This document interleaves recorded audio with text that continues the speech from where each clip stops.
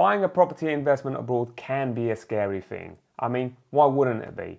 You are investing hundreds of thousands of pounds of your hard-earned cash and potentially even getting into debt. Why is it so scary? Well, because it's unknown territory, right? You're afraid that you're going to make a mistake that's going to cost you thousands of pounds, and believe me, there are plenty of mistakes that you can definitely make. So if you've been following my channel for a while, you'll know that I've been helping overseas buyers purchase property here in the UK. So I don't care if this is the first time you're buying a rental property or if you're a seasoned investor in your hometown. These are going to be the most crucial mistakes that you want to avoid when investing in property here in the UK, regardless of the market condition. And make sure you stay to the end of the video because I'm going to share with you the best cities in the UK to invest in property, but also the best neighbourhoods in prime London. So why is the UK such a great country to invest in property, particularly when it comes to London? Well, for starters, we do have a stable political environment, a strong legal system, and yet our financial markets are also well established.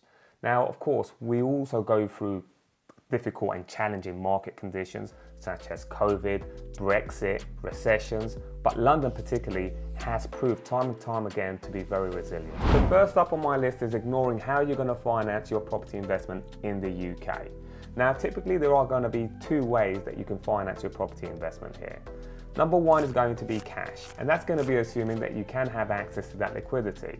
Now, there are lots of advantages if you can have access to that. Number one is the process of buying a property here is going to be made much more simple, it's going to be quicker, and potentially, depending on the situation of the actual seller, you could probably also get a better deal. And the second most common option when financing your property investment is having a mortgage. And contrary to what many people may think, you can actually get a buy-to-let investment mortgage here in the UK. And typically, because you are an overseas investor, they are going to ask for around about 40% minimum of a deposit, which is quite different if you do live here in the UK and you are a citizen. For UK buy-to-let investors, that's really going to lie around about 25% that we have to pay from here. So as long as you have that 40%, lenders will give you that 60% loan to value. So the great thing is when it comes to buy-to-let mortgages, lenders, when they try to figure out the affordability, they won't look at your individual income, but they'll look at the potential that the rental property has. And usually that's going to lie around about 125 to 140%. And when it comes to the length of the mortgage, that's where things can be quite different to other countries. For example, if we compare this to the USA, typically you have around about 20 to 30 years mortgage rates fixed. Here in the UK, that's really uncommon.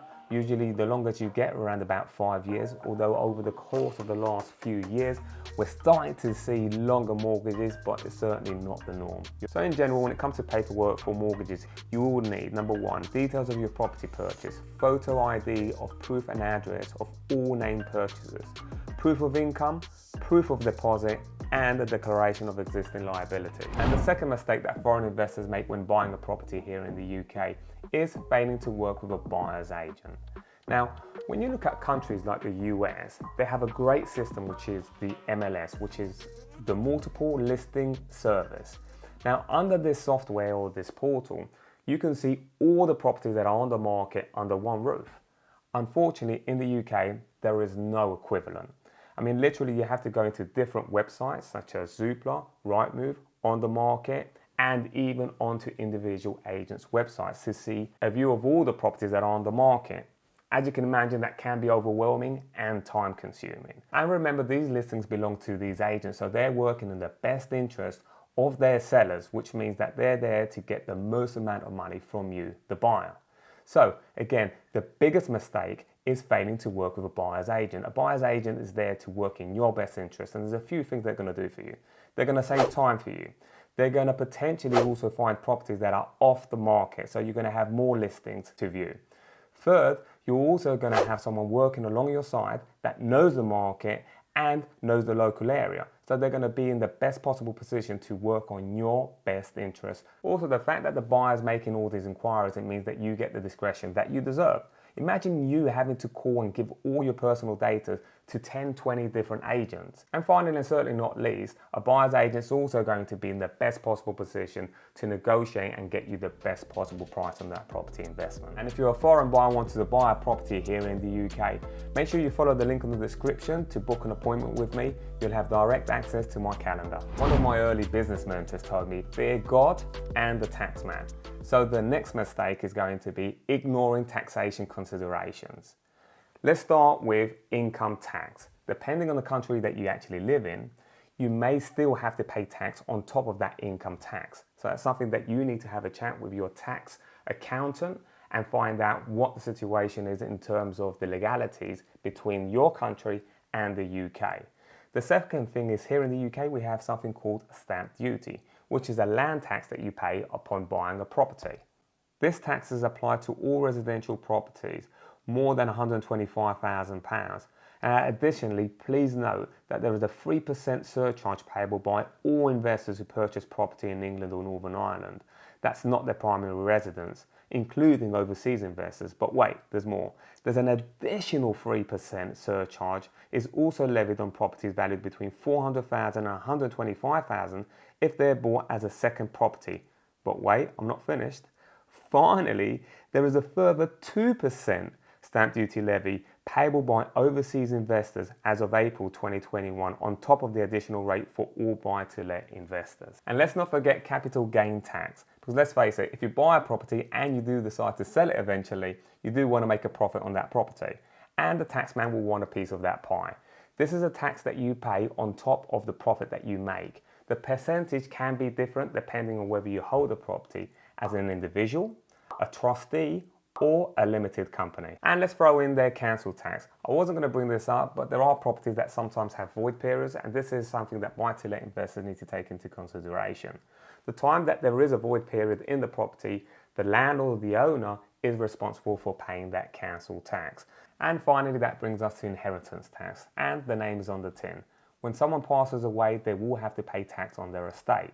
When it comes to overseas investors, they do have to pay on anything above £325,000. Above this, a tax of 40% will be applicable to all assets in the UK, which are in your name if you die. If you wish to pass on your assets to a spouse or relative before you die to reduce your potential UK tax, please consult your tax experts. So all these additional charges for landlords and overseas investors shouldn't be off-putting. In general, if you make the right purchase, you should be able to make this money up in the first year of your property investment. Not planning for the upfront costs involved in buying a property in the UK. First of all, let's start with the deposit monies. As I said, as an overseas investor, you're going to have to pay more in terms of deposit, 40% to be exact. So if you're buying a £1 million property, you're going to have to put £400,000 down as a deposit. Now, when it comes to the conveyancing, this is the legal guide that you're going to get, the legal support, your legal partners. This is going to be around about anything £3,000 to £5,000–6,000, depending on the property that you're buying and the complexity of it. The other thing is the survey. Surveys, again, depending on the building, can cost you anything from £2,000 to up to £5–7 grand. Depends entirely on the size of the property and the complexity of it. We've got bank fees, because if it's a buy-to-let, the lender will charge you an arrangement fee. That could be anything from 2% up to 3.5%. And if you're using a mortgage broker, which you should do, could cost you anything from £500 to £1,500 to £2,000. The buyer's agent, of course, depends on the type of buyer agent that you're using, typically is going to charge you around about 1.5% to 2% of the value of the property that you're buying. And depending on your appetite on property investment, you should take into account refurbishment costs. Of course, it depends on the length of the project and the complexity of it, but you should put pen to paper. Make sure you keep watching to the end so you can find out exactly where you get the best returns in property investment in the UK. Now we're on to the lack of understanding between a leasehold and a freehold. If you're buying a property investment here in the UK, you're going to have the option between a leasehold, freehold. There's also a thing called share or freehold, which I'll share with you. So the difference between the tenure of leasehold and freehold. So when it comes to leasehold, you own the property that's within that land only for a certain amount of time. With a freehold, however, you own the land as well as the property itself. So with a freehold, the advantage that you get is that you don't pay service charge, you don't pay ground rent, and you get to decide what happens within that land and the property in that land, of course, within reason. The downside, however, is that you are responsible for all the costs within that land. When you buy a leasehold, you are buying the right to own that property for a set number of years, whatever the length of that lease is. And typically, you do not want to let that lease go under 80 years.